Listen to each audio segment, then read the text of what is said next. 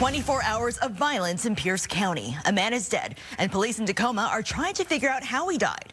Right now, they're investigating his death as a homicide. Then, around 5 o'clock, Tacoma police responded to a drive-by shooting on South Bell Street where a 22-year-old man was shot. That man whisked away to the hospital with life-threatening injuries.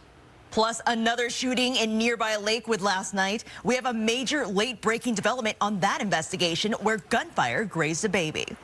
Thank you so much for joining us for the news at 10. I'm Nia Wong. And I'm Matthew Smith. Police in Pierce County are dealing with a laundry list of shootings, and that's just in the past 24 hours. Fox 13 reporter Zach Anders following developments in all three of these violence incidents and joins us from the newsroom tonight. Zach, what's the latest? A remarkable string of violence between Tacoma and Lakewood has hit hard in these last 24 hours, from an officer-involved shooting to an infant who was grazed in a burst of bullets. The people I've met in the last 24 hours, the witnesses to these events, have shared a sense of disbelief, but also a general numbness to the violence happening right around their homes. They want to see change, but view the recent events as a poor sign of progress.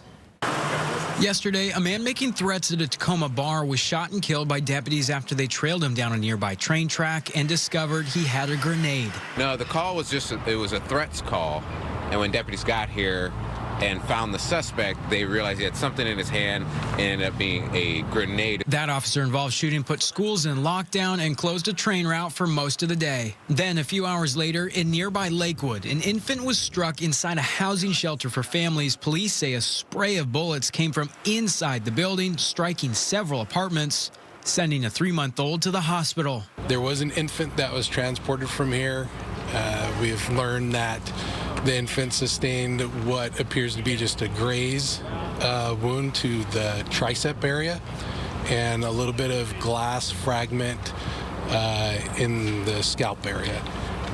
They were transported up to Mary Bridge and are in stable condition at this time. Then this morning in Tacoma, a man is found dead inside an encampment. The 58-year-old had signs of head trauma. Police are investigating his death as a homicide. In an encampment that shouldn't be there, the city's new camping ban is in effect in this neighborhood. Well, I knew what it was when I drove by because it's just kind of a common day. It's getting too common. And about a mile away, today's latest violence in Pierce County, a drive-by on 45th and Bell. Tacoma police say a 22-year-old was shot and has life-threatening injuries. Russell Miller has lived next door these last 4 years. So, being that I've been through 3 shootings here, so yeah, the sounds were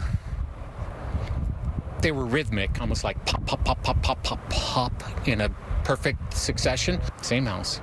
3rd time while I've lived here. I should be more concerned, but I'm not anymore. Another neighbor tells us the violence surrounding them is just simply enough. Well, if you're going to live in Tacoma, it's a part of life, and it shouldn't be. Nobody should be having to worry about automatic weapons in the middle of the day. This is ridiculous. Kids are outside. It's a beautiful day.